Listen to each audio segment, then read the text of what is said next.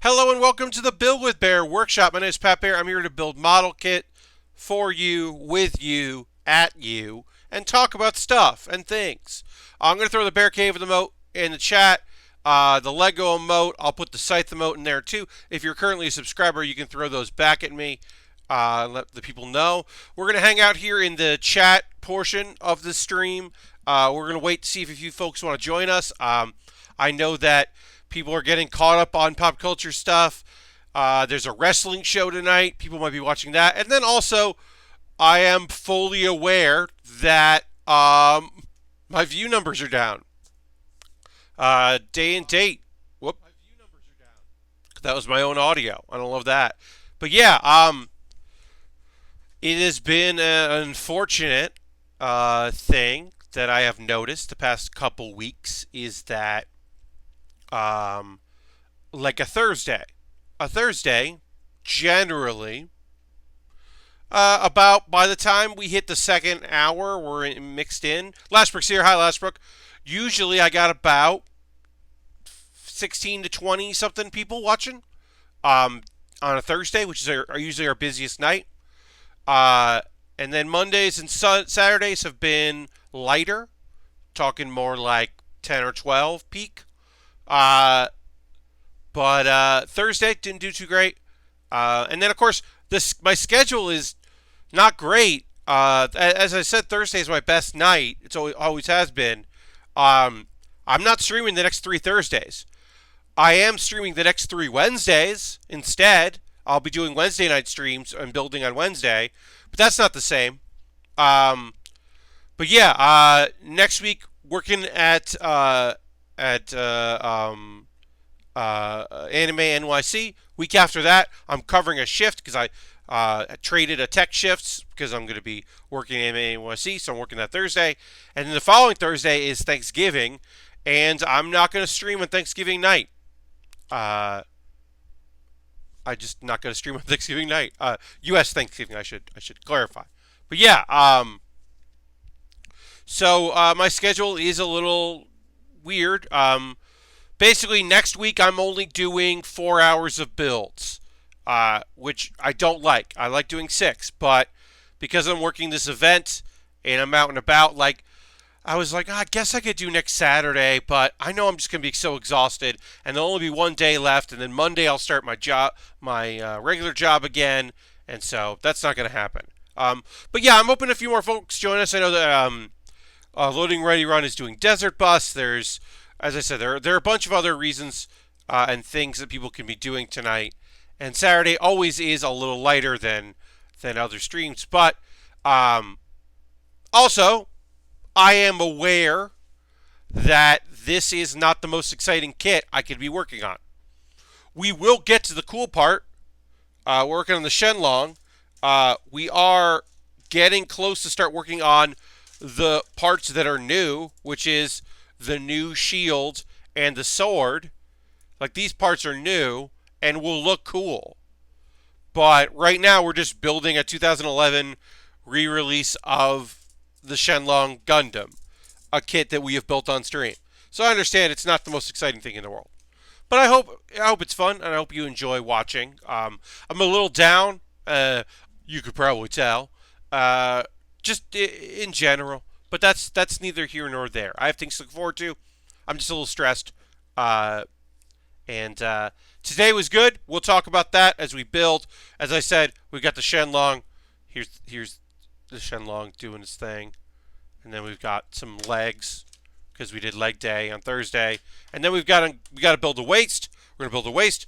We're gonna connect them together. The skirt. We're gonna put a backpack on it. We're gonna build the weapons from the old version, and then we'll build the new weapons, which we're over here. If you hadn't caught the stream, there's an insert. It is frustrating. It makes me kind of not want to buy the heavy arms, the new heavy arms, which pre-orders are out for, because it's just going to be early 2000 teens re-release of the heavy arms with some extra stuff. So I'm I'm less enthused. Asmo's here. Hi, Asmo. Welcome, welcome. I actually want to look something up real quick. I'm just going to look something on the interwebs real quickly here, and then we'll get to the build. But yeah, I kind of just was hoping to. Who built this? That's right. Yeah. Okay. Yeah. Yeah. I hope a few more folks join us. 6 are here right now watching. If you're watching the stream after on YouTube, hello. If you're watching live now, hello. If you're watching the VOD later, hello. Hello, hello, hello. I'm going to drink some water. I'll say this. First and foremost, I have a very good relationship with my roommate. He's a great dude, and I like him. And I'm happy that we are roommates. He is away this week. And it's odd and fine, but it's been great on Thursday and today, leading up to the stream, not having to worry. Because a thing that happens sometimes, and let's go to the overhead, is, you can see the pieces we built there, we'll put them aside. Sometimes my roommate, more often than not, chooses, right before my stream is supposed to start, to take a shower, or to shave, or to do something that takes a while in the bathroom. And because I am almost 40, I like to, hey, here's a peek behind the curtain, part the kimono a little bit. I like to pee before a stream, because even though it's 2 hours, and I still don't want to have to pee during a stream, so I usually wait until right before the stream starts to go to the bathroom. And sometimes my roommate is just in there. And he wasn't in there 10 minutes before. And I've mentioned it, but you can only mention it so often to be like, hey, I'm streaming tonight, or hey, if you could not be in the bathroom at like 9, that would be great. And I know he's not doing it on purpose, but sometimes I think he's doing it on purpose. And I think he's doing it to mess with me. I don't think he is, but sometimes I do think he is. And it is annoying. I will say that that he is occasionally just very much like, oh my god, well, all right. So, as much as I do enjoy his company, and I do enjoy him as a roommate, I am kind of happy he's out of town. Because it means that I don't have to, I'm not fighting for anything, and I can just do anything I want on my schedule. It's pretty nice. And then he will have a bunch of days where I'm not here, because I will be in a hotel next Wednesday, Thursday, Friday, Saturday, and Sunday. I am debating right now if I am going to check out of my hotel Sunday night, or if I am going to check out on, like, wake up early on Monday and then come back to my apartment to work and just check out early, or if I'm going to check out like a day early and just not spend the last night in the hotel. I'm going to decide how tired I am on Sunday, and if I just want to like immediately go to sleep, or if I'd rather sleep in my own bed and come back later. Ultron, welcome. Happy to have you here, friends. Happy to have you here. I know, Mr. Bob, you're watching this on a television right now. Shout outs to Mr. Bob, who sent me a photo of the TV you're watching me on, which is fun. So you're probably not in chat because you're on a big screen. I'm on a big screen, I should say. You're using a big screen, and I'm on that big screen, which is cool. So thanks, Mr. Bob, for watching. I know you're not in chat, but I did want to give you a shout out because that was cool to see. All right, so decide departure. It's gonna go like this. Great. So just working on our waist, doing our thing. But yeah, I am going to stream next Wednesday instead of Thursday. I said that. I tried to make that clear. Originally, it was going to be a Tuesday stream, but now I find out that I don't need to do anything on Wednesday outside of be at the, like, check into my hotel. So I'm going to just check into my hotel on Wednesday and check in the hotel, come back here, get my stream set up. Excited for that. Pick up some groceries, bring those groceries back to the hotel, and like do that thing. I was thinking about maybe streaming from my hotel, but I'd rather, because here was the thought. I'll take all my gear to the hotel. I keep saying Airbnb. It's a hotel. Set up and do a stream from there. But I don't know if the internet's going to be good there, and I don't want to bring a bunch of equipment, set up, and then find out it's not good or test it. So instead, I'm just gonna instead I will just come back here to Brooklyn where I live and do a stream that next Wednesday. Next Monday, normal stream time next Wednesday, and no game stream next week because of all of this. So I am only streaming 4 hours next week. I don't love that. I wish that I was. I wish that I was giving you the full 6 hours that I like to give. But as I said, schedule-wise, it's just not going to work out. I want to give it all my all for this gig that I'm doing, and that I have been hired to do and want to do the job as well as I can. And also, I am like, there's a show on Friday night that's kind of near the hotel I'm staying in. So I'm just going to go to that show. Oops. I just realized. I apologize, folks. Let's see if I can change this. I did not turn autofocus off on the overhead camera. I don't know why. I can't, in OBS, I should be able to make adjustments to this and keep it forever. And it's just that in settings and profile, that does not happen. Every time I set up, I have to turn off autofocus on this overhead camera. I don't enjoy that part of it. I don't know why I have to do that, but I do have to do that every time. And it is, you know this, annoying. All right, so we're gonna build the skirt part of our kit here. We're gonna slowly put these together. We need X and G and E and D and A, little bits from everything. So we'll do that now. But yeah, I am looking forward to working. I am working at the Crunchyroll booth. I am kind of in charge of some staff, like a little because they have two booths at Anime NYC. They have a Crunchyroll booth and a Crunchyroll Games. So they contracted out quite a few people. They do have employees. They have people that actually work for Crunchyroll there, and then they're going to have some staffers who are who do their convention circuit for them, along with their conventions, and then a few other people, and myself included. So I'm excited for that. I don't know what the booth's going to look like. I'm going to find out on Thursday what the booth situation is.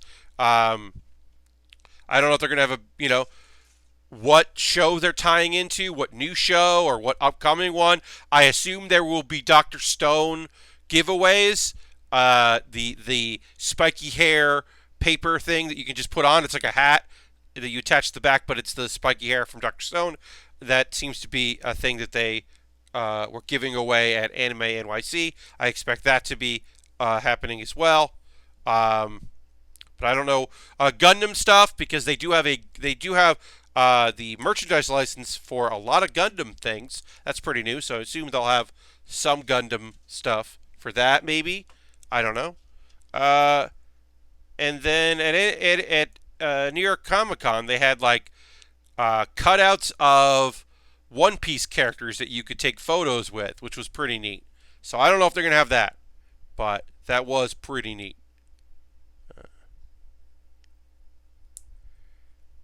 So I'm not sure if that's going to be part of it or not. And then we need D1. Yeah, so that's the thing that I've been trying to get my ducks in a row about, trying to get my schedule for that. For whatever reason, my shows last night at my other work, the theater that I work at, were really simple, really straightforward, pretty easy comedy shows to do, which is kind of nice. Tomorrow, I don't know why, everybody's got fucking tech. And I should make this a point. I've talked about the job that when it means to be a tech person, and in the guise of New York comedy, because that is where I almost exclusively worked, is the New York independent New York comedy scene. Um, as a person that does lights and sound for live comedy shows, uh, you wear many hats and the job requires many things. So last night, 2 shows. First show, um, let's see. Sorry, I'm just gonna figure out where this goes. This goes on the front. Yeah, it goes here. Great. So, last night, 2 shows. First show, improv show. I'm calling the blackouts. I'm playing music in between. They send me a Spotify list of music they want to play. Great. I don't even have to think about music. I don't have to plan any music out. They're going to send me music. I'm calling blackouts. I've got my stopwatch. Some people use their phones, or they use, like in Google, they just type whatever and make a Google tab. I like using a stopwatch. I own a stopwatch. I'm using a stopwatch. So I have a stopwatch going. I know the time. I know the gist of how long they're going to go for. Where did G go? Where did G go? D, E, F, G. G. Found it. Lost the sheet for a second there. Sorry, y'all. So, very easy, straightforward. Second show. What was the second show yesterday? I actually don't. It literally has escaped my brain. Oh, yesterday, podcast. Nothing could be easier than a podcast. Legitimately, a podcast is the easiest show that I tech. There is nothing easier than a podcast because all you have to do is audio levels. You want to set audio levels. You might record. They might have a recorder coming in, so you want to help them set up their recorder. And then you're just making sure it's balanced. You know who has each microphone. You're just literally watching the show and adjusting audio as it comes in. It's the easiest thing in the world. So, very light night last night. Improv show called 3 Blackouts podcast. Could not be simpler. Hell yeah, nice and easy. Tomorrow, first show. Bunch of people doing new sketches, new material, new things. So new, in fact, they're not done yet. So I don't have any material. I know that at least someone's doing a PowerPoint and someone's doing a Google slideshow. More than that, I have no information. I hope to get that sometime tomorrow. So that's like, okay. And then the second show tomorrow is actually 2 shows. 2 half-hour shows, splitting the slot. Both of them are sketch shows. So one has some video cues and a bunch of audio cues. The other one has a bunch of audio cues and some image cues. I will not have any rehearsal time for either of these shows. I am going off of a script that I got sent ahead of time, and I will do my damnedest to do my best based on the sketches that are provided to me, right? So I'm going to take what they gave me. I'm going to take my scripts. I'm going to take my the material, and I'm going to put everything together, and I'm going to follow along as best I can, and I'm going to do my best to nail every single thing with the understanding that, like, it's still a loose format, and people are pretty generous with it, and hopefully everything will work out. I'm not expecting it not to, but you never know. Ultron with the great question: how often do you see prop comedy? And the answer is almost never. So here's the thing we'll say. There have been comedians out there who are in the alternative scene, which doesn't mean anything anymore. It used to mean a lot more, but like whatever. It's comedy is comedy. It's basically the only real distinction is clean comedy and comedy where people are swearing and whatever. That's the main distinctions these days, really. Most of it is just whatever. Mainstream and weird and are the same. But there has been a question out there of like prop comedy parody. Doesn't exist that often, but it does. Actually, honestly, this is a weird pull, but you should look up Julio Torres, and he did a thing. Shapes is a special that he did, And that's the last prop comedian that I think I've seen. Now, that is diminishing because Julio is an incredible writer, an incredible comedian, but does use props in his act. In the shapes special he does, there are crystals and weird shapes and weird objects that he uses for comedic effect. So he is technically, you could call him, and not be lying, a prop comic. But you don't see it. I don't see it too much. Most of the time, I'm seeing character shows, people doing character bits, or I'm seeing stand up. A lot of stand up and weird stand ups, like. And when I say weird, please understand that is not bad. I am not saying that, oh, that was weird and I didn't like it. I am merely trying to say that I often see unusual and interesting comedic performances. I am working at a place called the Brooklyn Comedy Collective, which doesn't tell you that that's a place for weirdos who are weird. But I should tell you that that is an offshoot of an improv training group called The Annoyance. It's a famous Chicago theater. The Annoyance style is a place that weirdos are drawn to. The Annoyance style is different from Improv Olympic and the other improv theaters in Chicago. It is a misnomer to say that it's focusing on yourself, but it is take care of yourself, have ideas for yourself, and the rest will follow. And if everyone's doing that, we can build a world. Matt Walsh from the Upright Citizens Brigade has thrived and loved the Annoyance style. He's one of the big proponents of it, especially at the time. And you can kind of see it in his improv more than the other members of the Upright Citizens Brigade. And it's a style that I enjoy. It is,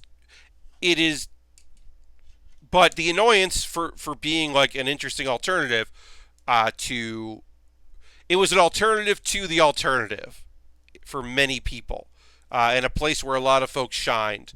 And the Brooklyn Comedy Collective continues that. The Annoyance Theater opened a branch theater in New York and kind of cultivated an odd style and odd folks. And the first couple generations of students carried on the tradition when the theater closed that location. Or more to the point, when their landlord was like, we're closing the building. And they were like, oh, we're not going to move. But yeah, I do enjoy that style of improv. And it does mean that a lot of folks that have come out of that system are unique, cool performers and have that kind of style with them.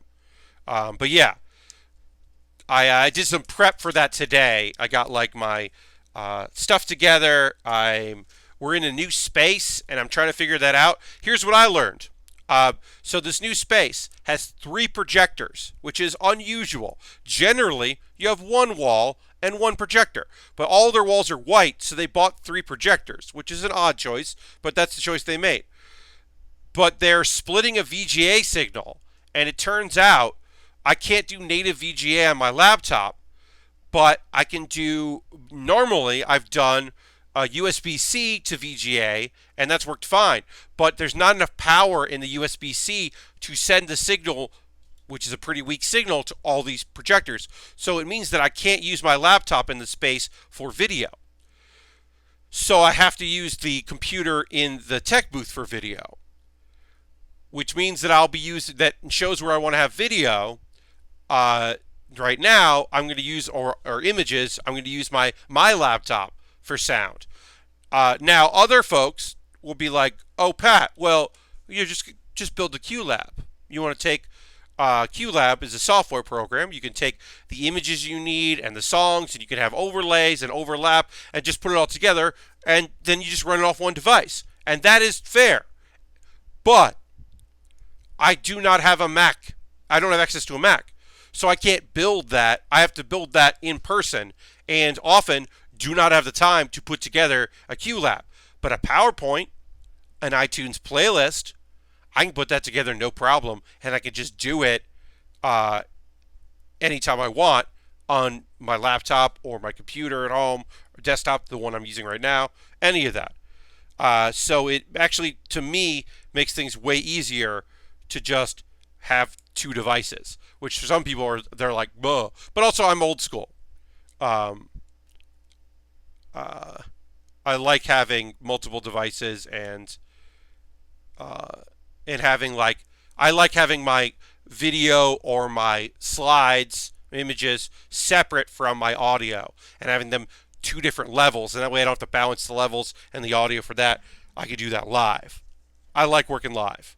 Um, but yeah, we're figuring out the lighting in the new space, and there's a bunch of things happening with that, and a bunch of different ways, and trying to get audio together. And I dug in through my big box of gear and made some donations to the space, which I'm happy about, that are seem to work out pretty good, and we'll see if I can keep that going.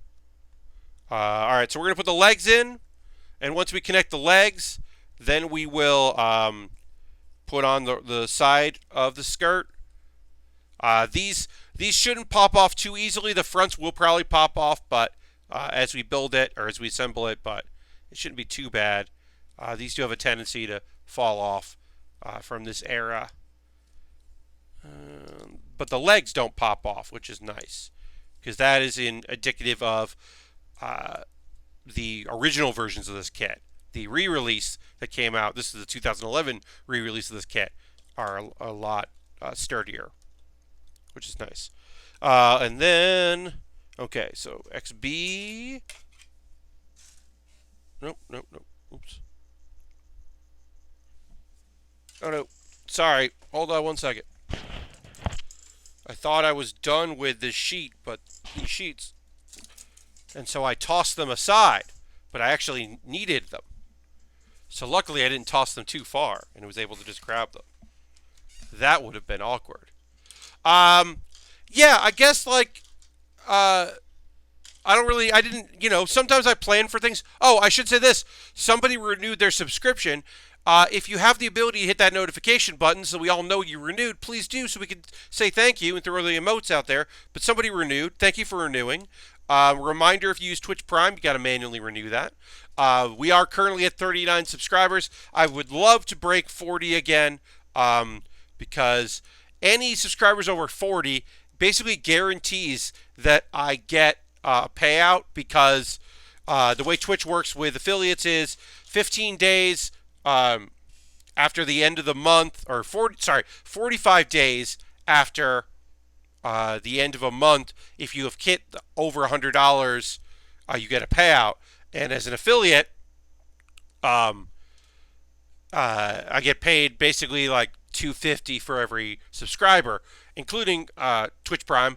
We just got Interstellar Zapatista just subscribed with Twitch Prime. Let's throw the Bear Cave in there. Interstellar, thank you for subscribing using your Twitch Prime coin. I appreciate that very much. Also, I should say bits and coins the bits do go towards that payout.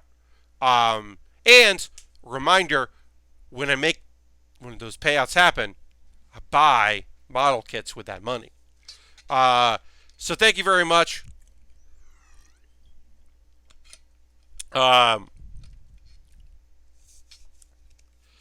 Throwback to a few minutes ago, it might be a little judge of me. Epic Open World, welcome. Dirty's here. Hey, Dirty. Throwback to a few minutes ago, it might be a little judge of me, but the words Brooklyn Comedy Collective 100% indicates to me this place for weirdos and all for it. Yeah, Asmo, I mean, look. Philip, the artistic director, the founder of the theater, was smart when he named that. When you hear it's the Brooklyn Comedy Collective, you have an idea in your head what that might be. That might be a theater that teaches a drag comedy class. Don't you think? And you'd be right. We do offer a drag comedy class. You might say Brooklyn Comedy Collective. I bet that they do they do a stand-up show, a monthly stand-up show that is hosted by someone who only does characters. She doesn't do stand-up, but she hosts the show and books stand-ups, but she always does characters. And you'd be right. I bet that's a show that on more than one occasion has done a comedic version of an escape room. You would be right.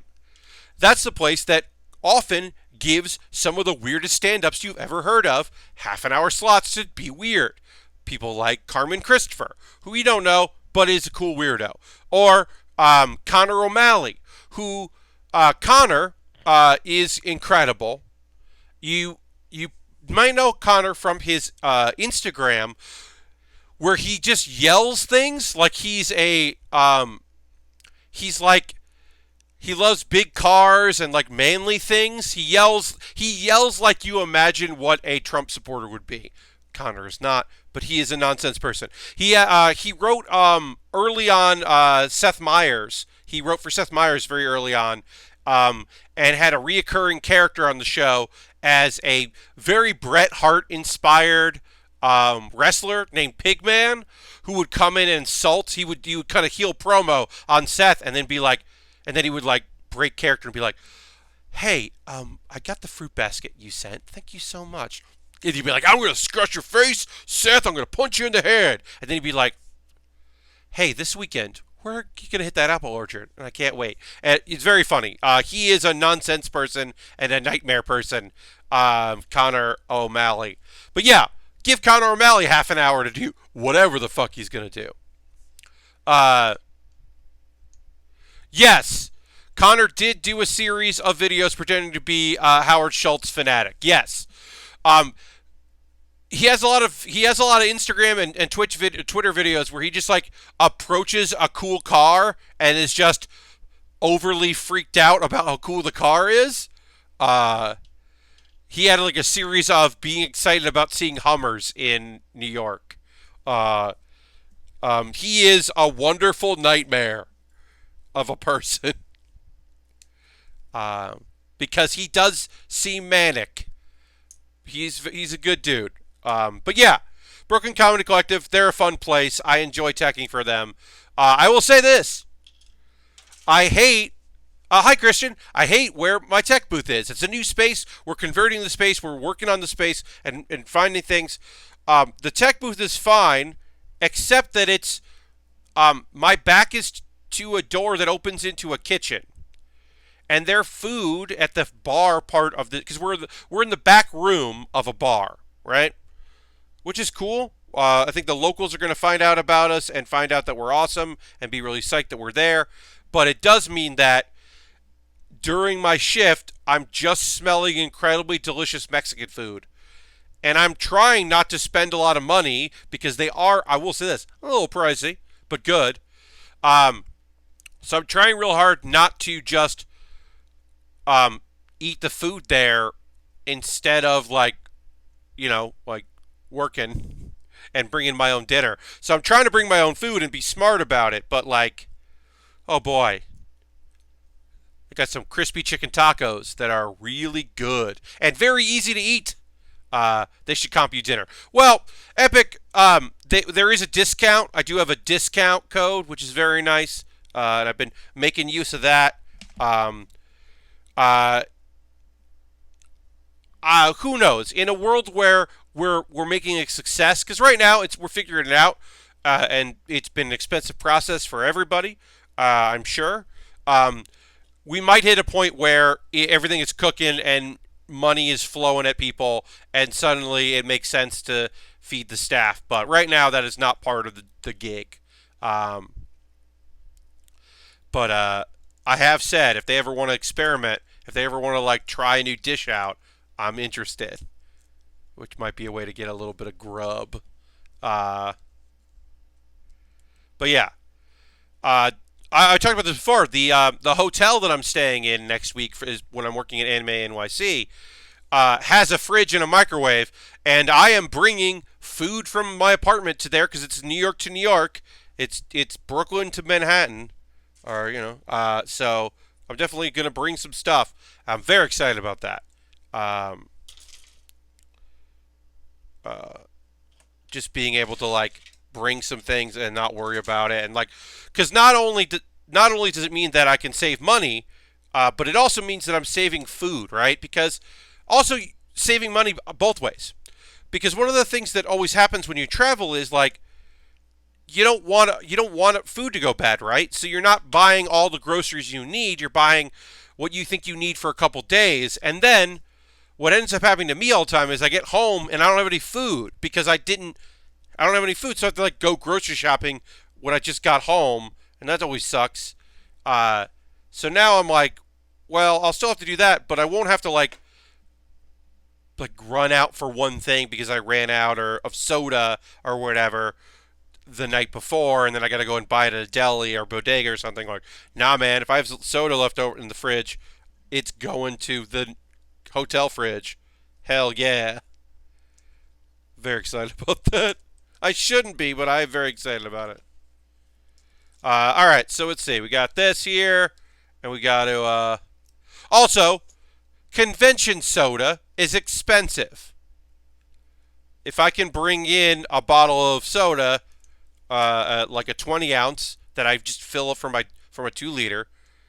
I mean, I do that at conventions all the time.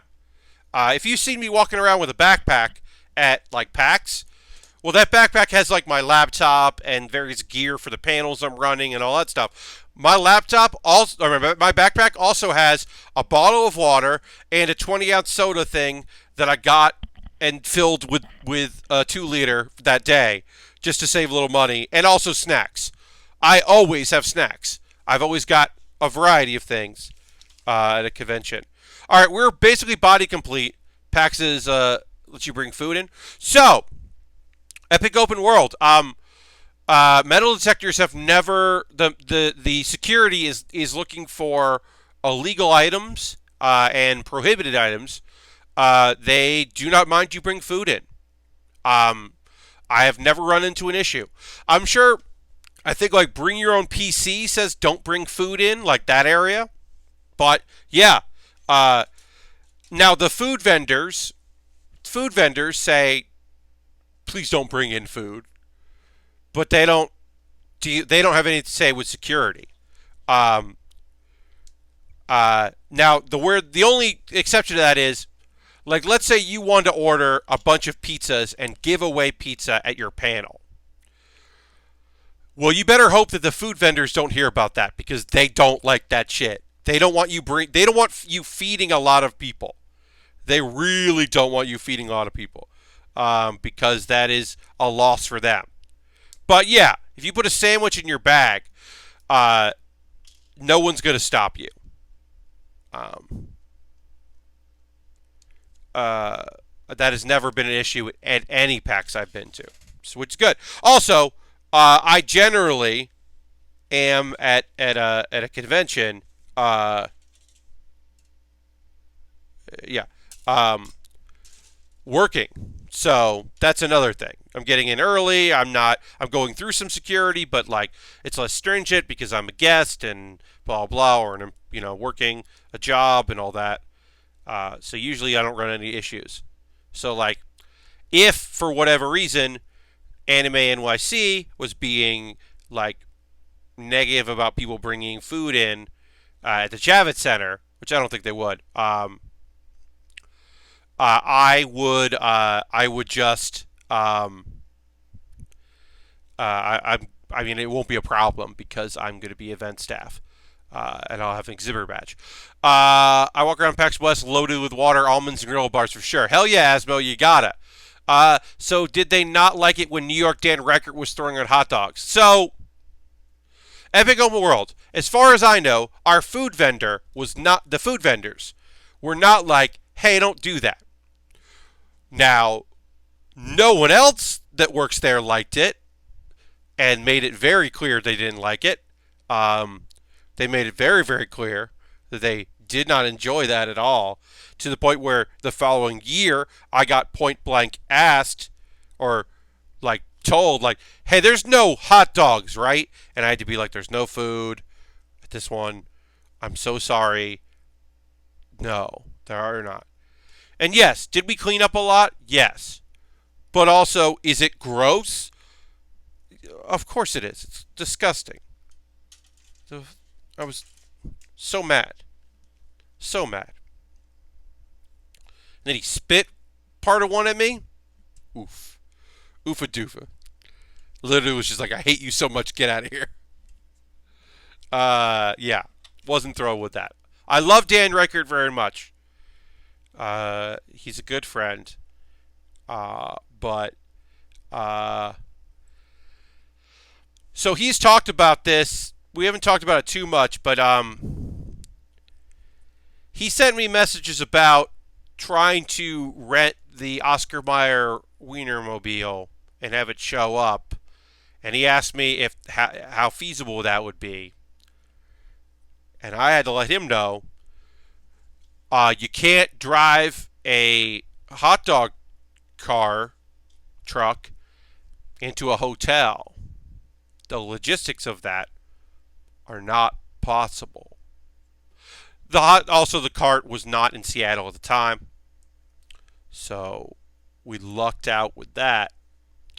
But he did try to get that to happen, and that is a nightmare. Just, yeah. I was like, no, Dan, can't, please. I did say this, and I regret that I've used it now because I can't ever use it again. I did tell Dan, I have so much on my plate with the show. Please do not make this a thing I have to deal with. Is some sort of nonsense entrance for you. And he went, okay.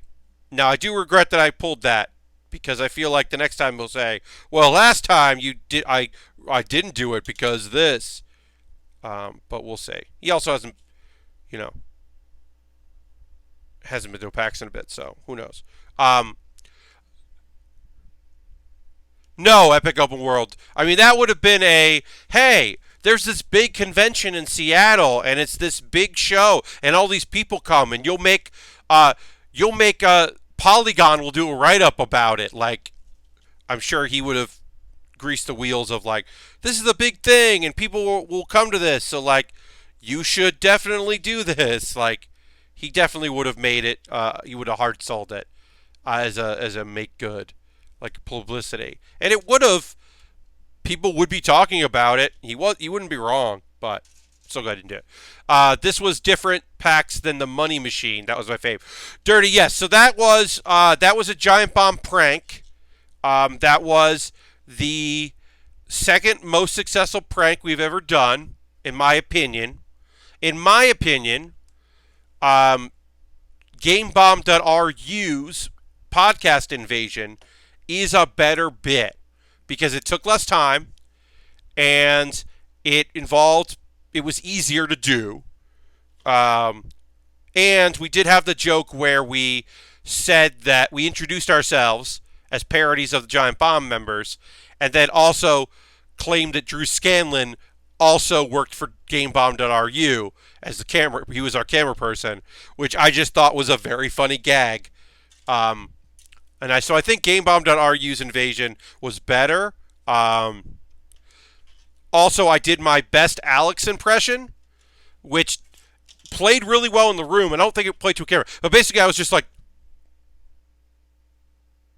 I just, like, made my eyes as big as possible. And that was my Alex impression. And then I mentioned drums at one point. Which is a very, very nonsense thing. But the whole bit was nonsense in a way that I really loved. I really did enjoy that. I thought that was a fun bit. So the main problem, the big problem, there are two big problems with Money Machine. One is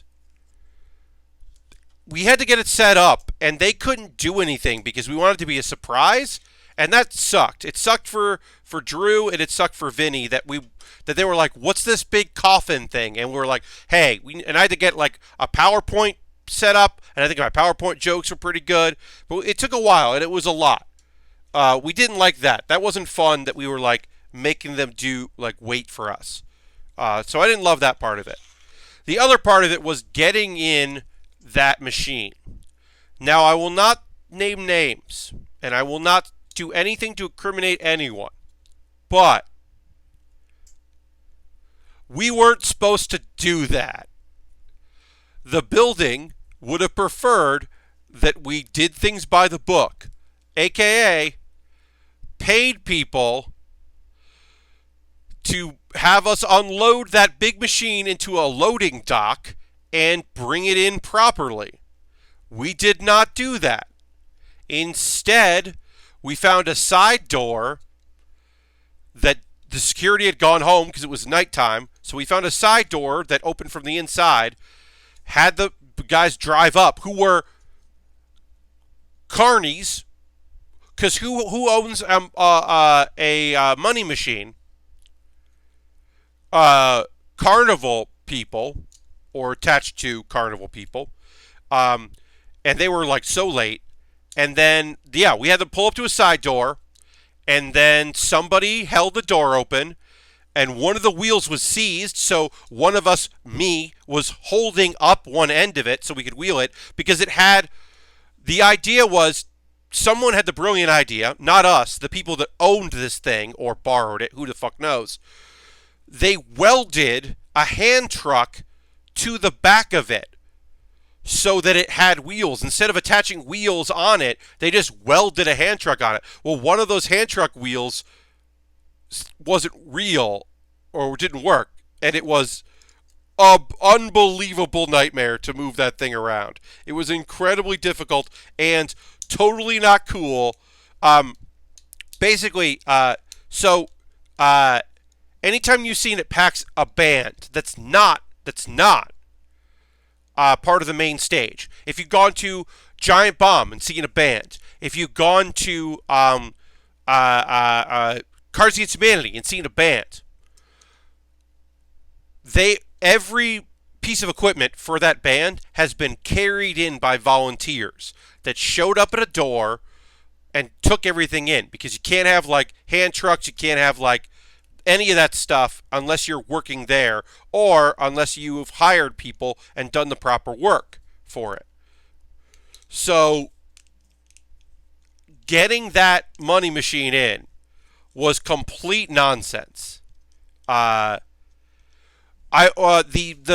ska band that played for Giant Bomb, that I got into that panel because I was roadieing for them and helping them bring things in and facilitating. Because that was when I was like still friends with people, but not like super well known in the community, and like maybe didn't necessarily shouldn't have necessarily been like tagging along and getting in, and I should have waited in line or whatever. But I roadied because I knew how to do it, and also had friends that I knew what doors to use at PAX East to make that happen. A lot of the stories behind the scenes. Yeah, I mean, like the Russian Giant Bomb GameBomb.ru prank was easy to pull off. I know that the Patrick Klepek, Max Temkin from Cards Against Humanity hot dog thing, the hot dog cart, somebody had to drive to Rhode Island for that, and I do know that apparently word got out that they were bringing outside food, and some people got mad on that one. I don't have any specifics of who got mad, but I know some people got mad about that. But I believe that a Cards Against Humanity employee had to take a train to Rhode Island to pick up a rental van with the hot dog cart in it, drive it to Boston, and then drive it back the next day, because the idea came in too late for them to set up a local Boston because hey, here's a weird thing. Unless you know the right people, it's not the easiest thing in the world to just get a hot dog cart on a Saturday. It's possible. 3 months in advance, no problem at all. a week in advance or however long it was, not the easiest thing in the world to do. Uh, these are the things you learn. The ska band was really easy because that was not a prank. That one was pretty simple to do. A lot of them were pretty easy. Various takeovers and things like that. Like those are all pretty good. The Dave Lang in a God, I can't begin to tell you, because you might think to yourself, hey, that time that Dave Lang was in a fake cake at the Giant Bomb and Cards Against Humanity mega panel, that didn't make any sense. What was the deal with that? And the answer to that is, it didn't make any sense because there was no payoff to that bit. That bit had no payoff because that bit was Dave Lang is going to be we're going to get a fake cake constructed on wheels. Dave Lang's going to get into it. We're going to wheel the cake out, and then Dave Lang's going to pop out of the cake. And that's it.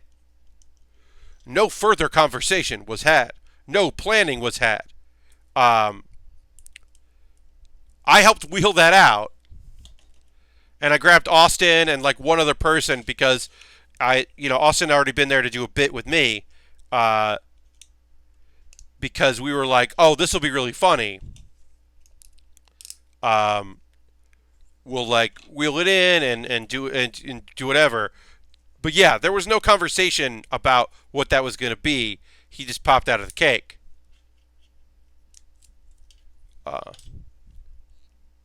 Now, if someone had been talking, we could have set up that was the big reveal that they were going to be making, because they had teased a reveal. Hey, we got this new thing we're going to do. And that could have been the fake out reveal to then them actually revealing, oh, we did another endurance run. Here's information about our endurance run that we did. Which is, they had already blown that surprise on, which makes sense. It was their segment, and they didn't know that they were going to get punked. But it would have been really funny if that was the big thing that they were revealing, and they were like, it's Dave Lang. Actually, it's not Dave Lang, and then Dave Lang hands them a VHS tape or something, and it turns out to be information about the endurance run. That would have been something. Instead, it was not that. All right, so we built most of the beam trident here, and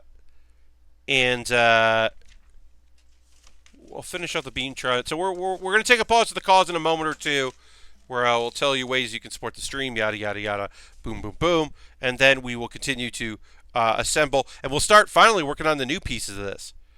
He should have been in a swimsuit. Yeah, it was a whole thing. It's one of those, occasionally it's just well, we'll do this. ... We have not thought further than that. I'm usually pretty good about that. I was not part of the cake thing. The whole idea of let's get a money machine and put Dan Reichert in it was great. I will take full credit for being the person that said it should be Win Dave Lang's money, and all of the questions should be related to being an adult, and Dan can't win money or time. He can't win time in the machine unless he answers these adult-related questions. That was my big contribution to it, which made it more than just let's put Dan in a money machine. It made it a bit instead of a premise. And that, folks, is a comedy lesson I'm giving to you for free. The idea is the premise. The follow-through is the sketch or the character piece. The who, the why. The why is so important. More than just the concept. Yes.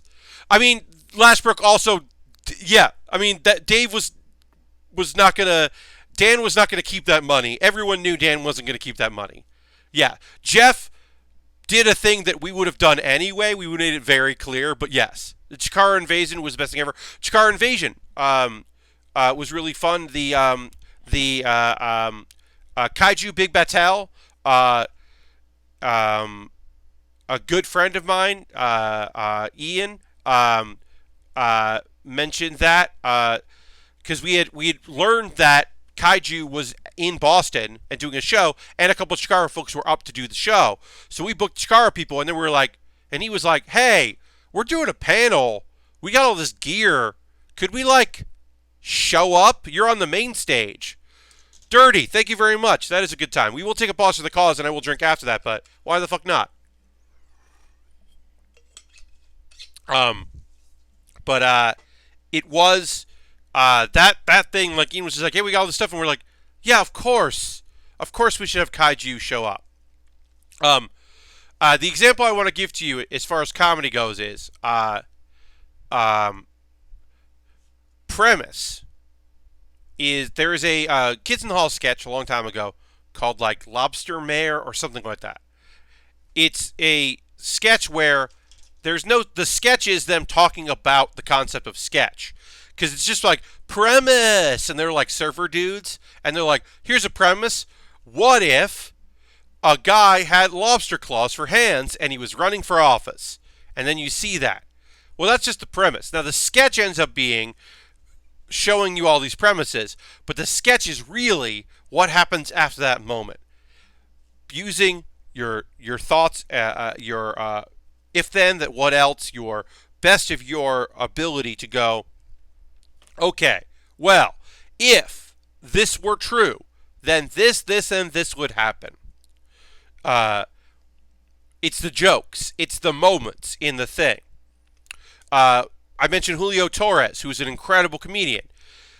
He wrote this incredible sketch. I think it's like Wells for Boys, for sensitive boys. It's beautiful. It is a like, hey kids, we know that some of you are more sensitive than others, and that's why we made Wells for Boys. And it's just like a wishing well that like weird special kids can like play with. It's a play set for odd kids. It's a incredibly weird, strange premise, but the beats of it hit all the beats in that kind of commercial. And there's a few jokes that are non sequitur jokes, but they follow that. But the premise is just like, what if you could buy? What if there was a line of toys for sensitive young boys? What would those be? Here are examples of what those would be. Kids in the Hall was so damn good. Damn right, Asmo. Kids in the Hall was incredible. They still are incredible folks. Good, funny, wonderful people. For a brief moment there, Dave Foley was directing a show that his then wife was starring in. He was producing the show, and it was a festival show, and they were touring it, and they did a stop at UCB, and I got to like tech that show and hang out, and it was like cool and laid back, and I was very professional and did everything I needed to do, and then this was like 2006 or 7, and then like after the last show, I was just like, could I go get my camera and take a selfie with you? And he was like, yeah, all right. And so I got a photo with Dave Foley. But I waited. I did my job. I was being professional. I was doing all the stuff I was supposed to do. I was being a professional person. But I was like, it's fucking Dave Foley.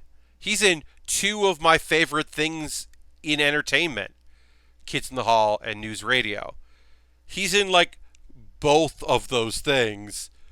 I'm gonna try to get a photo of him. And if he had said, I would have been like, yeah, of course, no problem. And of course, I would have said, I would have overdone it in my like, I'm totally cool, and I would have been like, no.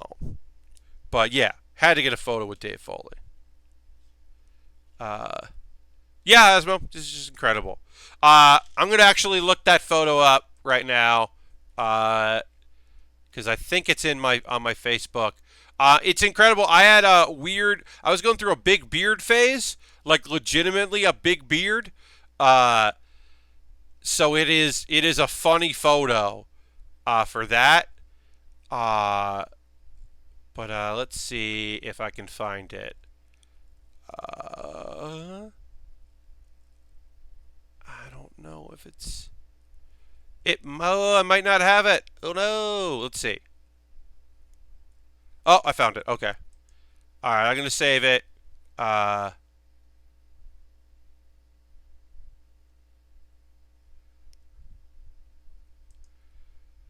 all right. I'm gonna download this photo on my digital camera from 2007.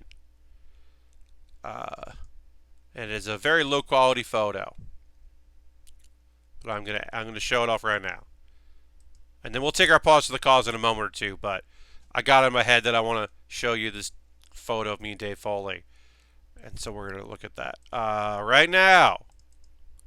There it is. That's my big beard phase. I'm wearing a Darkstalkers t-shirt that just said Capcom on the front, and on the back it said Darkstalkers in big letters. And as I said, that's my old glasses and my big beard face. Uh, so dirty, I can't answer that. Uh, I love both of them so much. I had a great time meeting both of them. I've worked with both of them in a limited capacity, and both are charming. So I cannot choose between Mick or Dave. Uh, I will say this. Okay. Um, Dave Foley, for money, because you gotta work, but for money, is in a Postal movie. And that's a bummer. He's in a Uwe Boll movie, and that sucks. So Mick Foley wins only because of that. Hair is on point. Yeah, those are my old glasses and my big old beard. That's a big beard phase, man. I don't know what I was thinking with that beard. Uh, but yeah, that's me and Dave Foley. I don't know. I love it. Uh, I just want to dig that up on Facebook, and I'm glad that I was able to find it on Facebook. Um, Safe shot. Yeah, yeah. I was going for it. I don't know. I was going for something. I was just like, what if bushy? Because I couldn't get long. I was doing beard. I was doing beard like soaps and stuff. I just my beard doesn't want to like um grow long, and I really wanted it to because I had long hair up until that point. I had grown my hair out and shaved it down and was just spiking it. Um, and gelling it up. So I was like, well, since my hair isn't long anymore, I'll grow a beard. And that didn't work. If you put a gun to my head and you asked me to choose Foley, I'd say, why are you taking this so seriously and threatening with bodily harm? Yeah, I understand. But like I said, if I have to choose between the two of them, I am going to go with Mick Foley because Dave, uh, and I understand it. Um, Also, apparently, uh, if you are rich, or if you are Canadian, and you think you are about to make a bunch of money, shore up your issues with your current spouse, because alimony is based on the most money you've made in the time that you are married in Canada. So Dave Foley, when he got divorced from his first wife, owed her news radio money. And at the time, he was not making news radio money. And he owed her like a lot of years of news radio money. Um, and I think he said that like dealing with the fallout of his first wife or first marriage is what ruined his second marriage. He is quoted as saying, but yeah. So if you think you're going to make a bunch of money and you're Canadian, you got to square that shit up because it will bite you. Uh, And that's why Dave Foley did things like Uwe Boll movies. And at one point, Dave Foley was like, he went on a stand-up tour where he said, I am not a stand-up, but stand-up clubs will pay me a bunch of money because I'm Dave Foley. So I can just come to your stand-up club. And he's like, I'm going to learn. I'm going to have my opening acts are going to be incredible. I am going to tell stories. I'm going to write jokes and do my best. And I'm going to give you a great show. I am not a stand-up, but I have bills that need to get paid. That is why Dave Foley got into stand-up comedy. Dave Foley is on Cameo. Yeah, I mean, also he might be in an echelon where he can do Cameo when he wants on his terms and say no all the time and pull some money in. I don't know what his financial situation is right now, but I do know that is a thing that he had to deal with. Let's take a pause for the cause, and then I'll talk about some anime. I'm going to do this real quick because a bunch of people are watching right now. First and foremost, please consider giving me a follow if you'd like. Turn your notifications on so you know when I go live. I generally stream 9 p.m. to 11 p.m. Eastern times. My next stream is on Monday, and I'll be streaming next Wednesday as well. I'm doing the rest of this hour to 11 p.m. Eastern time tonight.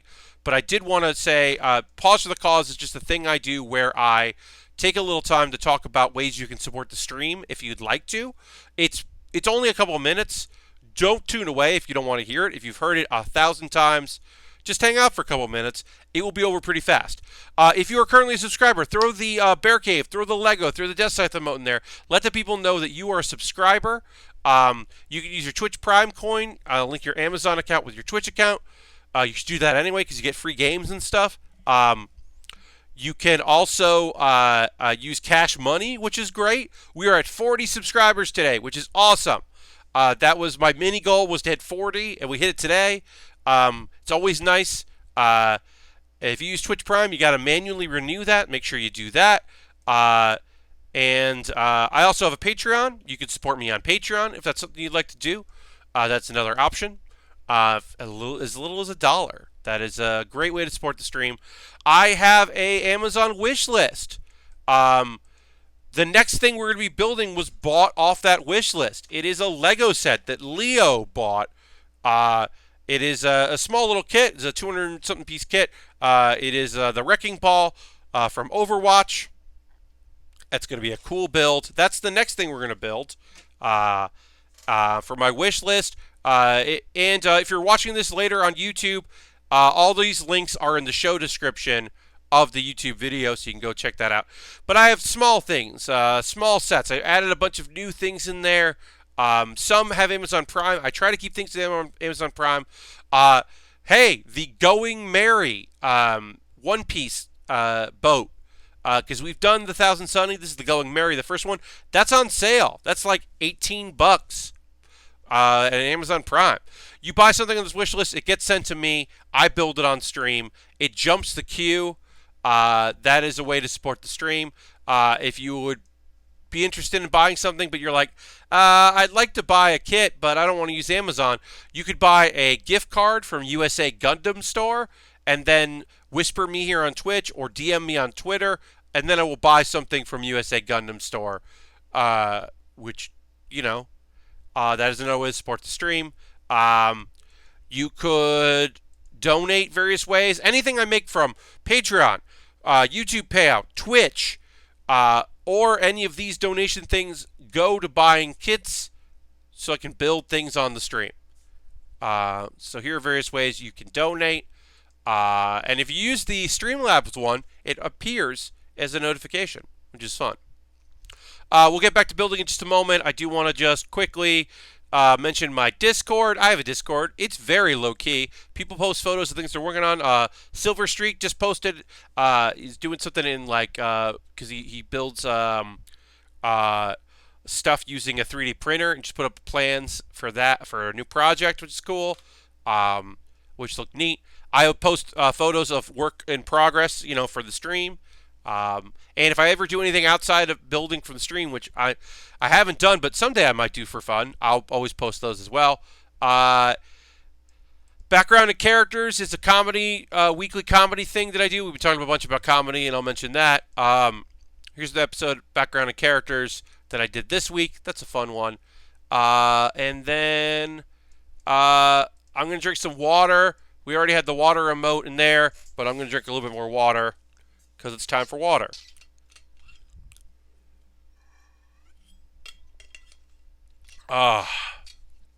Water.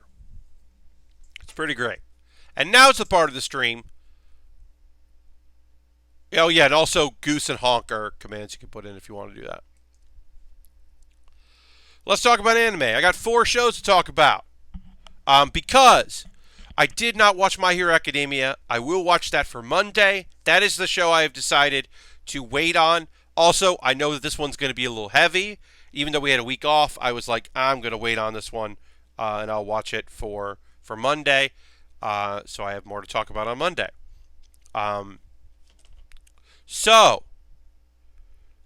Big things happening in Dr. Stone. Oh, Asmo's jumping in. I almost had to cancel my Twitch subscription because Amazon was real shitty and tried to pack Seattle City Council, and they ended up eating shit and losing 7 of the 9 races. Yeah, they still suck, but I'm going to fight like hell to get them to pay some damn taxes. Hell yeah, man. Yes, Asmo, I was following that story. Yeah, they're not great. They're not a great company. They don't do great stuff, and I understand it. Started the new Basket anime. It's great. Oh, yeah. Fruits Basket. It is really great. So, Dr. Stone. Pretty damn good episode of Dr. Stone. We're setting up for a big thing. We're making discoveries. We had the basketball anime, not Fruits Basket. Oh, the new basketball anime. Oh, you said basket. You meant basketball. Yeah, I'm not a big sports anime fan, but it's something like No Sora. Like No Sora is in the name, right? And I don't know anything about it, but I've heard okay things. I don't know anything really specifically about it though. But I know a few people that are into it. Yeah. So Dr. Stone, it is all right. We're building some stuff up. Not a lot happens, but some things happen. It ends weird. There's the decision that they're going to make cell phones. We acknowledge the fact that there are characters who have not been in the show for a while, and when we see them again, the big bad knows that Senku is alive, and that's going to be troublesome. There's a flashback to when they thawed out de-stoned the creepy dude. There's gonna be some fighting and some battles, and it's gonna be weird. They started another Let's Create arc. Yeah. Yes, they definitely did.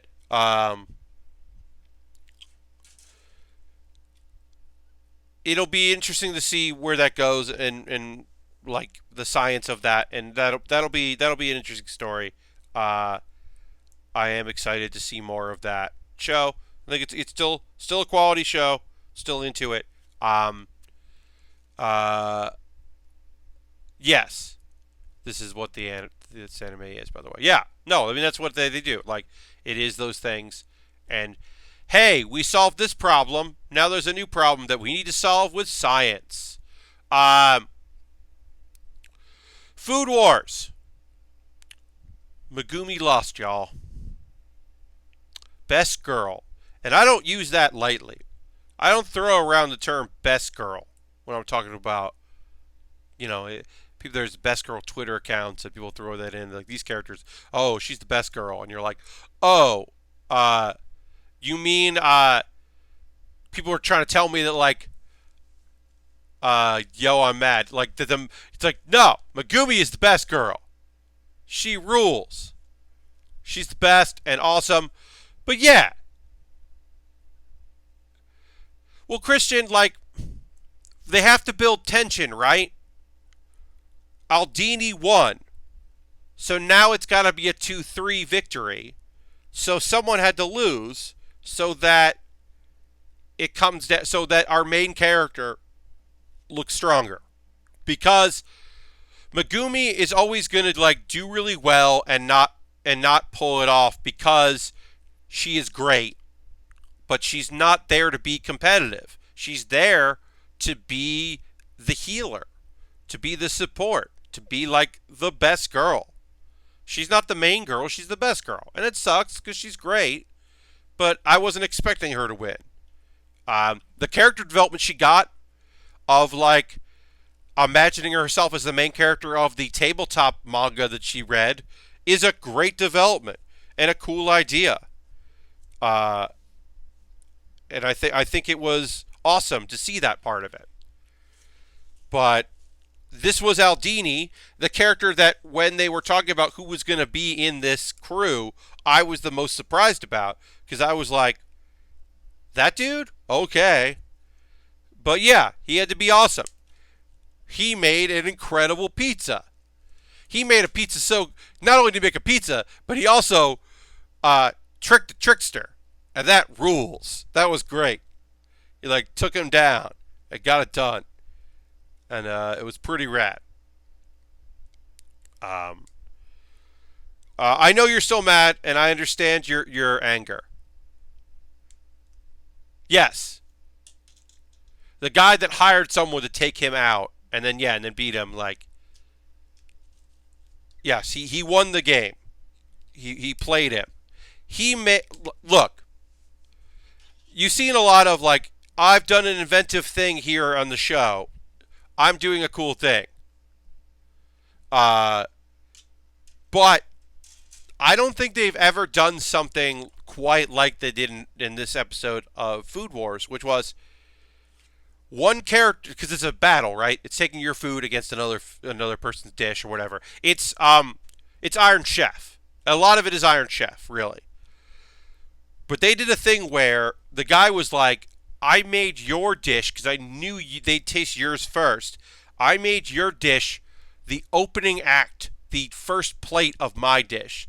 My dish is better because they ate yours. And that is some fucking mind games shit. Some real good like, oh yeah, this tastes better because you ate artichokes. Megumi does the opposite of that. She knows that like she did a thing where she was like, I added these things because I knew you'd be eating a lot of strong flavors, so I added this thing that will help you out because of this. Like she's aware, so she has done the like this. Hey, I know that you're probably feeling full of all this great food, and maybe you need like an after dinner mint, basically. Like, you probably need to like cleanse the palate and like relax and have like a soothing thing. So I made this because I'm thinking about you, because that's her cooking style. It was cool. Also, I do want to say, so larger picture of this show, right? Food Wars. This season of Food Wars and last season of Food Wars, there was a group within this school of chefs. So it's like college, but it's culinary school. Have basically taken over with the philosophy that there is a way to do food. If this is the dish you want, this is how you make it. This is what the experts say, right? So that is the thing they're doing. They're like, this is how you do it. You don't do it another way. You do it this way. These are the perfect dishes. You make them this way, right? A core element of the show is we fight with Shogugeki. We fight with food wars. The food wars are taking information you've learned and creating brand new or incredible examples of dishes. But mostly, most people are taking what they've learned and adding to it with flourishes to make something new or better or a statement of their cooking. So fundamentally, the way they are fighting goes against the very idea of the bad guys. It is complete nonsense that they're like, yeah, we'll fight you and well, here's the dish I made. Like every single person that's making these incredible dishes who are the bad guys on the bad guy side are like, here's this inventive thing I did that I can't do in regular classes. So I have to do it here. And it just feels like I want somebody to be like, hey, this was really cool. You know you won't be able to do this ever. Like once, if you win, you don't get to make this cool shit anymore until you graduate. Just because the dude who's doing this, just because his best friend, one of his friends, burned out on food battles and quit, and he fundamentally broke. That broke this dude, and now he's like, there is no good. Oh, it was the experimentation that ruined him. I figured out the way to fix it, which is perfect food. Yeah, that dude sucks.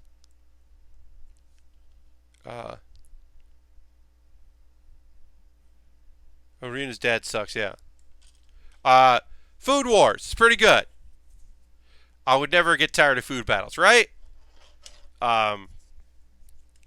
It is, it's still a solid show. I still enjoy it. I mean, last season I didn't love as much. The second half got way better. This season has been strong throughout, so I'm interested in seeing where they go with more of it. We're putting stickers on here. We're building our fang. So we got to put some stickers on our fang here.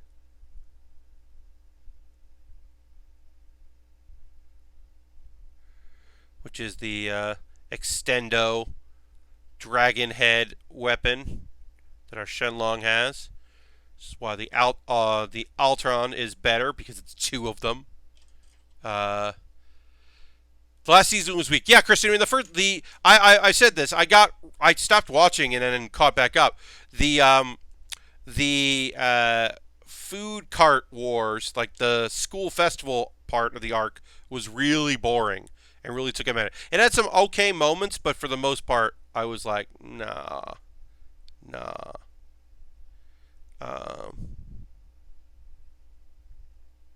All right. Oops, gotta put this on right. Okay. Fire Force. You know, I've been talking about how I keep waiting for the other shoe to drop on Black Clover because Black Clover has had so many positive, cool episodes. Man, Fire Force, no one catches a fucking break on Fire Force. Like, the betrayal, y'all. Now, if you watch the opening, you would notice that there's a character in Fire Force. There's a character in Fire Force that was with the bad guys in the opening credits and not the good guys. So maybe you could have seen this coming, but there was the possibility that you wouldn't necessarily know who it was in there. But basically, there's a betrayal, and some shit goes down. And then also, it looks like our main dude is in some trouble. And, oh yeah, the very easily I am a bad dude. Christian, there's an epic anime betrayal in this episode. I can tell you that the dude who is definitely, is a fucking villain, yeah, guess what?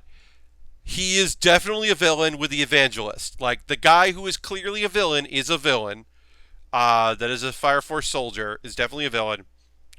But someone you didn't know is a villain is also a villain, and I won't say who it is. But there is a betrayal, and it sucks, and it's a bummer. But yes, there is an epic anime betrayal in Fire Force. You should get caught up. This is a good episode. Epic open world. Here's the thing. It's not a top 10 anime betrayal because it is not a character that has been in the show for that long. It's not like a character that we've known and watched and grown turns out to be a double agent this whole time and turns on you, right? It's not that kind of betrayal. It's not a defection or I was never your friend. This is a character that we barely know. So it doesn't matter too much that they betrayed. So it's not top 10. But for the character that is being betrayed, it is a gut punch and fucking sucks. And is a bummer. So that's basically Fire Force. Good episode. Some good fight scenes. Some shit happens in this one, and like I said, where Black Clover, it's a betrayal to the characters. Yes, to the characters it means a lot. To us, it doesn't mean as much. It's not epic betrayal because we don't really know these people too well. Yeah. Um, but to the characters, it is it's a fucking bummer.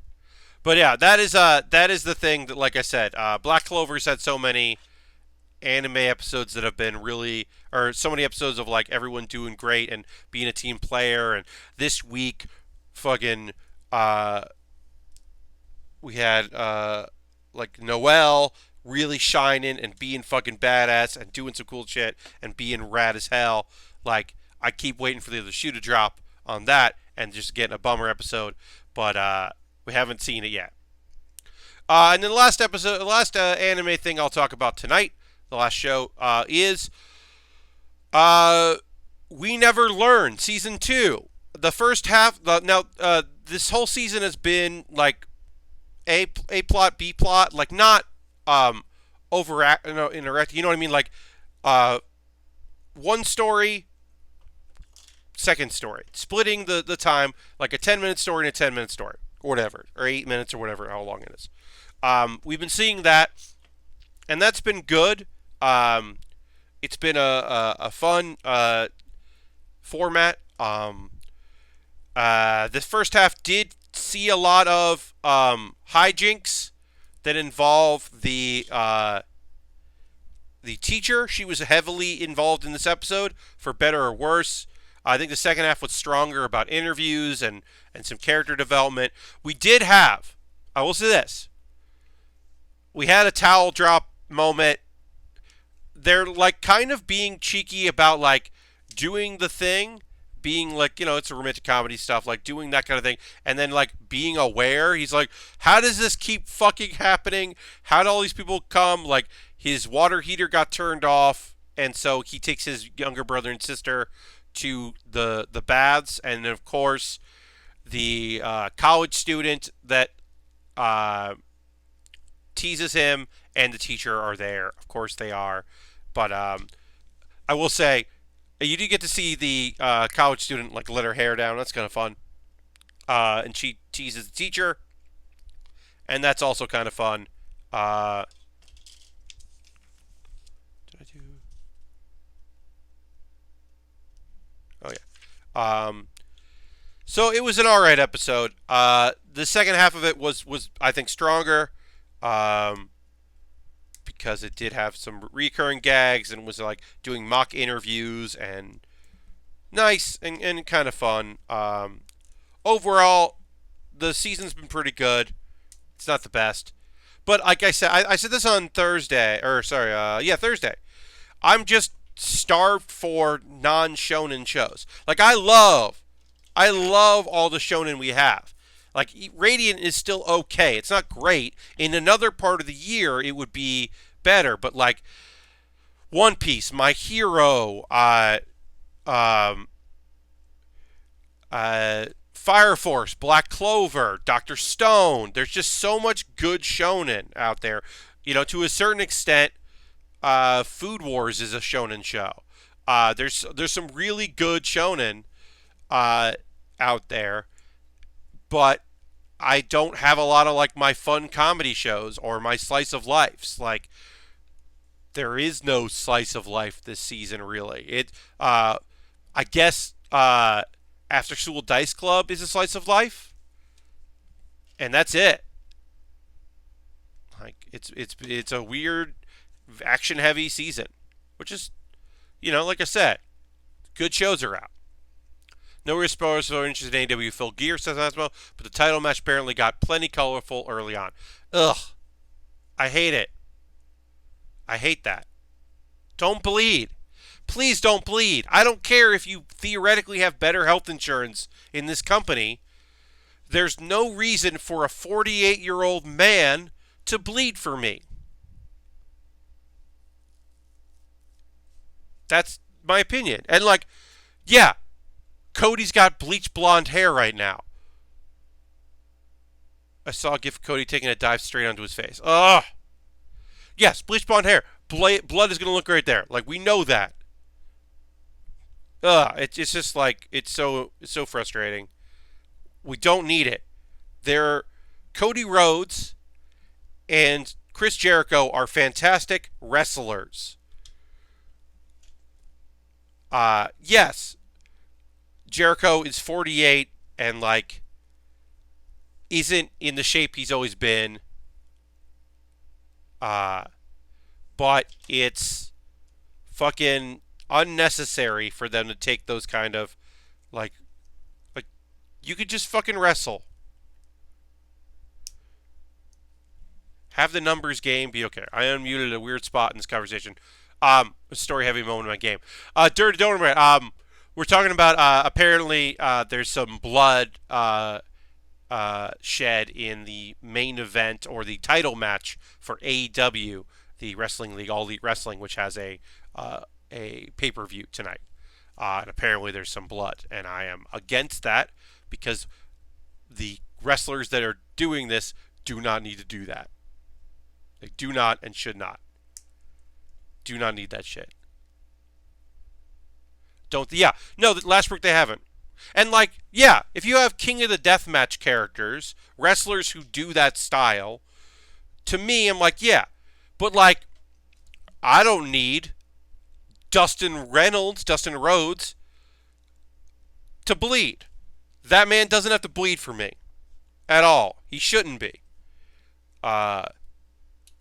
But yeah, I mean, there are characters that like, or there are wrestlers that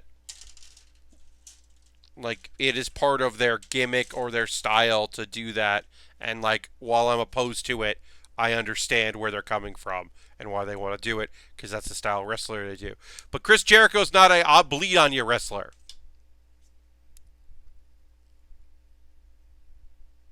Yeah, so it was a great promo. I mean, his promo work has been phenomenal.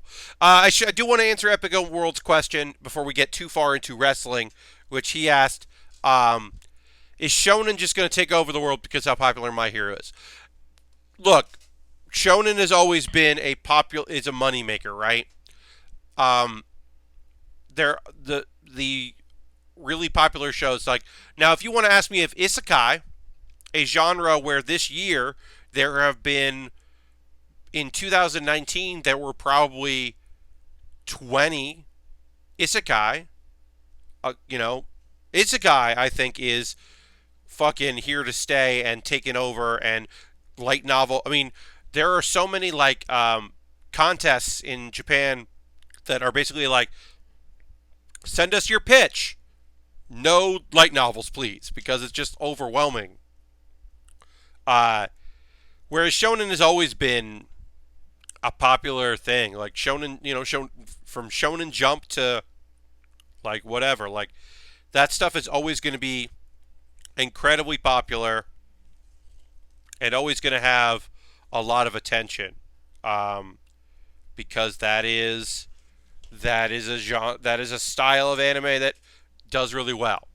But yeah, My Hero has now. Are we going to see more Western influence in shonen? Yeah, that's a thing I think we're going to see. I think that Japan is going to look at the success of My Hero Academia on a global scale and say, and someone who also is influenced is going to be like,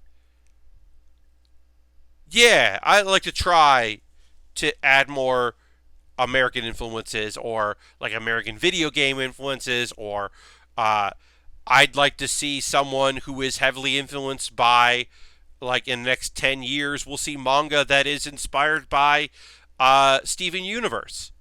I totally think that, which is obviously has its own Japanese influences as well, of course. But I think we're going to start seeing, I think that's, I think superhero team-ups will start showing up more in Japanese manga because of the success of My Hero as a style. Leo just subscribed. What's up, Leo? That's 3 months. 3-month streak. Let's throw the bear cave emote. And thank Leo for being a subscriber. Thank you so much. Isekai has been a thing forever too. But yeah.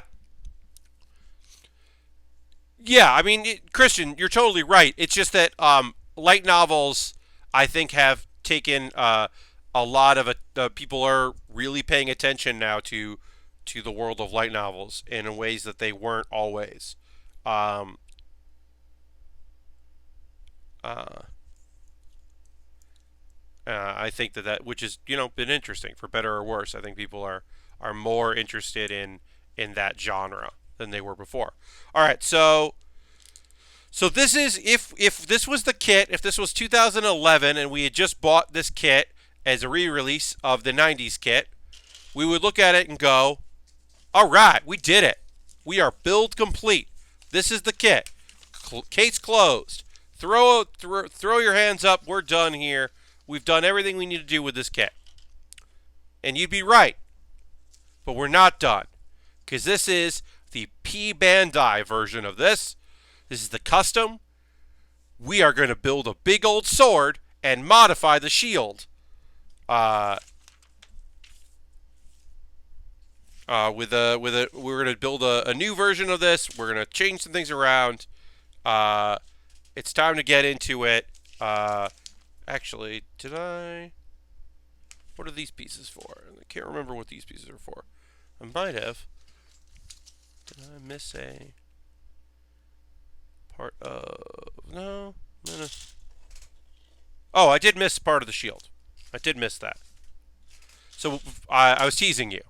We're going to finish the shield off because I was like, oh, I shouldn't have any extra pieces. I should only have the pieces that are on this, which is a brand new sheet, which is only the sword and shield. So I will quickly finish off the shield because we're going to take parts of the shield and actually like disassemble it. Because basically the instructions are like, follow these instructions in place of 13 and 15.1 and do this instead. So basically they're like, instead of building the trident, build the sword. And then they're like, instead of building the shield this way, build it this way. But we built the shield like we normally would, and we'll go in and modify it. But I do want to take this off and just assemble it like you would, because at the end of the day, it does look different. It's mostly the same. It's just we're going to modify it slightly. Basically, this is from the manga story. And the guy has a big sword and then is attached by a chain to the shield, which is a pretty cool little bit of business. So we'll be assembling that. And we're going to take I-18 and I-18 and I-13. But yeah, I mean, like, Isekai's been very popular. Shonen's been very popular. It's those things aren't going away. I would say always looking for more fun slice of life shows because I really love slice of life. They are part of a genre that I really love and excited to see those. So I'm always excited when new ones of those come out and they're good. But I also understand that you can't always get the exact thing that you're looking for. And I respect that. All right. We are going to keep going here. As I said, my next stream is on Monday, normal stream time, and then next, Wednesday,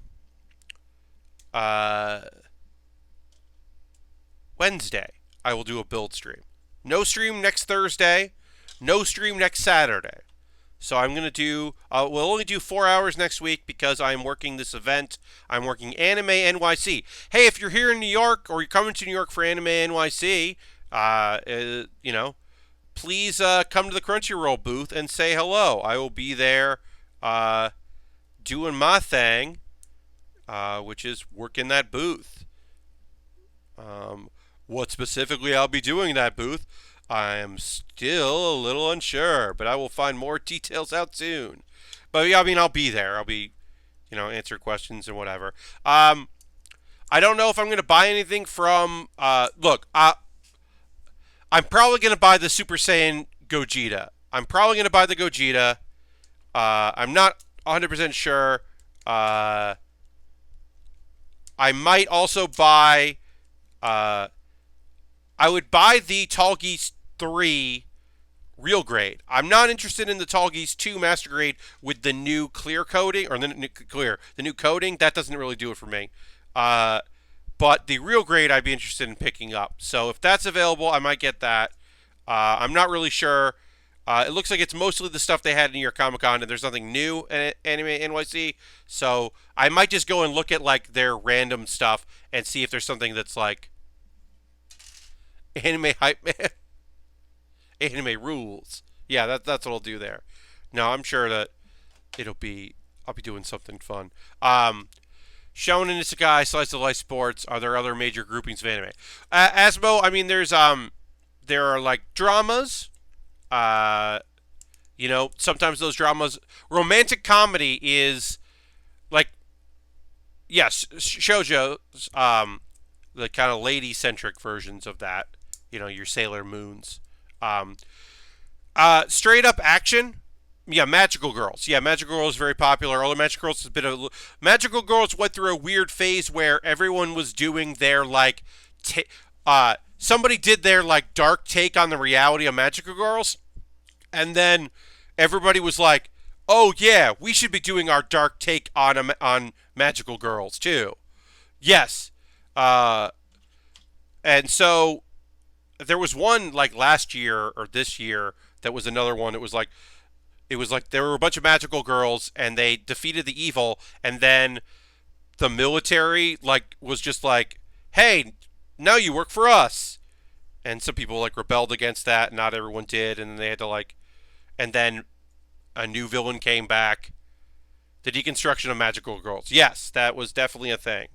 So, um, it'll be interesting to see. Yeah, that one. Yeah, that one was not good. Yeah, sports are a big one. There are some genres of anime. Like I said, yeah, like the drama one.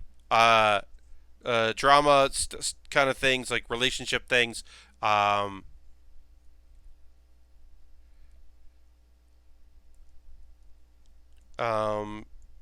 Trying to think if there's any other, you know. And dramedy is a big thing. There's a lot of dramedy anime over the years. Like Fruits Basket has some moments of levity, but it's mainly a drama. Um, uh, Honey and Clover is a weird. It's like ostensibly a slice of life, but like things get really real in that show. All right, so I got to put this like that. I'll do it like that, and then let's lock in I-11, which is the other part of the handle. So this wire is going to go. It's going to go into our what do you call it? Shield. So that's fun. I gave every anime 3 episodes before I drop them. Okay, I understand that. Um, let them let them set the stage, and then let them give you the thing that sets them apart. I tend to do that. I tend to do the rule of, um, do I want to watch the second episode? Generally, yes. And then it's like, if there's an episode where I'm like, I did not enjoy this, I will usually give them one more to win me back. Uh, Whereas, like, I know, Christian, you're enjoying, or you had been enjoying at least, uh, Ascendance of a Bookworm. But I had an episode where I was like, I don't really want to watch this. And then I took a week off from it, and I just never wanted to go back. And I might go back to it, but I, I think I gave Abandoned Beasts 3 episodes because I was like, this is so generic and does not seem interesting that I was like, I'm going to give it one more episode. And I think I gave it like one more. I think I gave it 3, and I was like, meh, it's getting weird. Yeah, I mean, like, and that might be a good thing, but it might be something where like I want to come back to it. But right now, when I have no interest in going back to Ascendance of a Bookworm. That's just not a show that I'm like been thinking about. I am glad I stuck with was it I'm gonna look up the name of it because I can't remember. I'm gonna go to my notes. Kimono Michi. I still don't think it's a great show, but I'm glad I stuck with it because this last episode was really good. Of course, it's good and it didn't involve the main character, but like, I'm still glad I'm trying it because it is, trying to do something different with Isekai.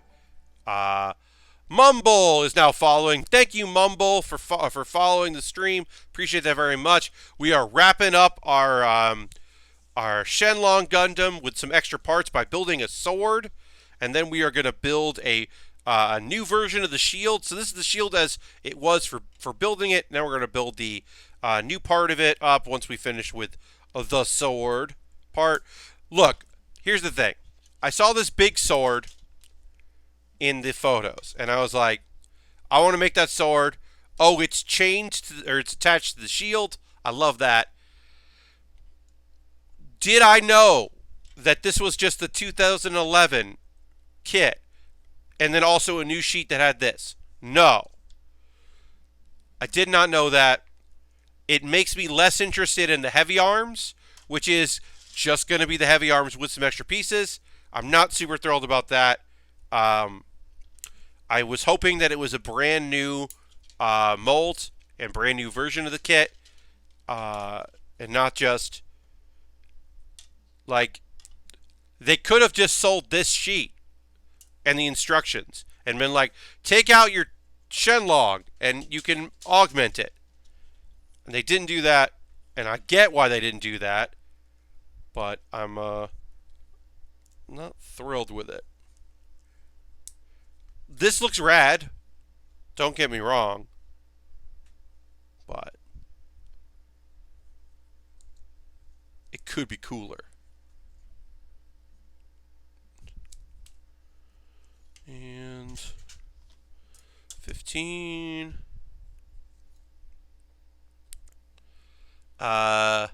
Do they do that? Do they sell like extra parts? So that not all the time, Christian. You can buy like third party, like does stuff like that, or like in Gundam X, the main Gundam had like eventually in the show has like a backpack jet thing.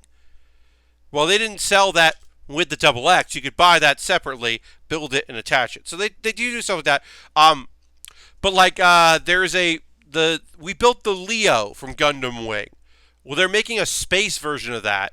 Now they could just sell the extra parts and the new backpack and the new space components, and you could just build it yourself. They're not doing that. They're just selling a version of Leo with that. Now some people would want that together. They want like, well, I want my space Leo and I want my ground Leo.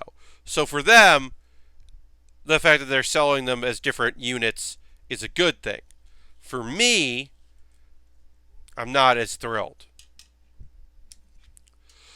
The main thing is, Christian, as I've said, I'm a broken record on this. Obviously, we're finishing this kit tonight. I'm going to stay late if I'm not done in the next couple of minutes. We're going to finish this kit because I'm not going to wait to do a couple pieces. Unless the shield is really complicated and I'm like really struggling, I'm going to finish this off tonight. But like, so this will be the last time I talk about it. But the fact that this is just the 2011 model was a bummer of a discovery. That it wasn't a brand new version of the kit. That it was just a re-release of that. And they don't make that clear. And I guess I could have done the research, and I should have. And now I will do the research in the future. Because it's really just this sword and a modified version of the shield are the new things. And that's a bummer. Alright. So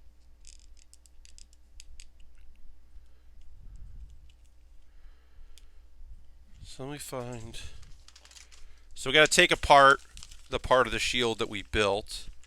because we're building a new part of the. Basically, we built the old shield, and now we're going to take apart the old shield, which was F8. Is that piece? Yeah.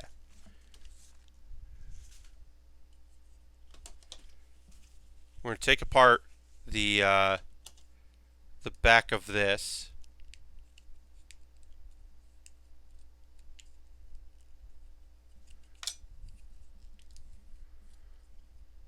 Sorry, I can get quiet here for a second as I figure out how this works. I think we're going to have to just completely disassemble this part here. We'll just use some wedge stuff here. But yeah, we're going to just disassemble the components of the shield because we built it fully the way you're supposed to. Based on the instructions, if we had bought this kit and we didn't have these extra pieces, this is what we would have done. And we would have been very happy with the results. Because the Shenlong is a good kit. I mean, this sword looks awesome, so I'm not complaining about the sword. But, or the new version of the shield. I think the new version of the shield is cool too. And the nice thing is, look, I guess the nice thing is the fact that it's the full kit with the trident and all that is, if you want to make it look like the old one, if you take these parts and you're like, I actually don't like how this looks, I wish that it looked like the other one, I get that. You wouldn't have to do it. You could just do it the other way. So I get that, but that's not necessarily where I'm interested in. Because I also already have this kit. And someday someone out there is going to get it, but it doesn't change the fact that I already built this kit once and now I'm building it again. This gimmick is pretty cool, so I'm not opposed to the gimmick.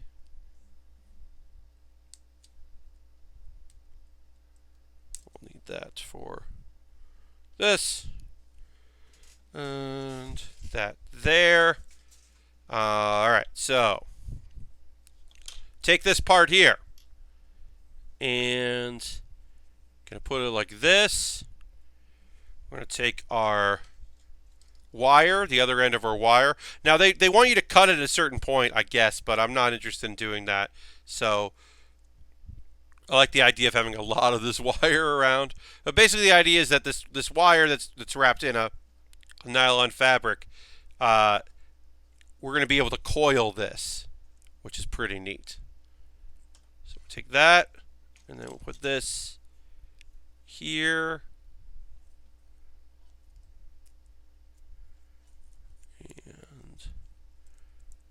And like, yeah, this is a cool little bit of business that we're doing here. I'm interested in this. I like the idea of it. I'm not against that. I am just against the discovery that I made with it. That I was kind of mad about. All right, goes like that, and then this is going to go here,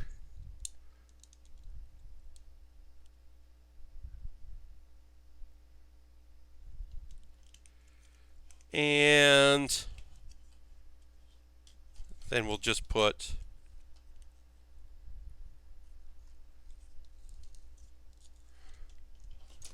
this back together like we had it before, as if we didn't ever take it apart.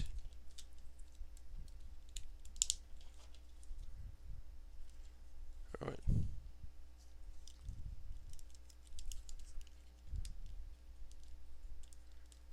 Which is kind of ingenious that they used most of this. You gotta go. All right, see you later, Christian. Thanks for hanging out. The idea that they use most of this shield and just modified it slightly. It's kind of ingenious. So you can see, if I put it down there, I am turning this and cranking the cable, which is kind of neat. And that's pretty cool. And then this will go on there. And then it'll go like this. And take the hand apart.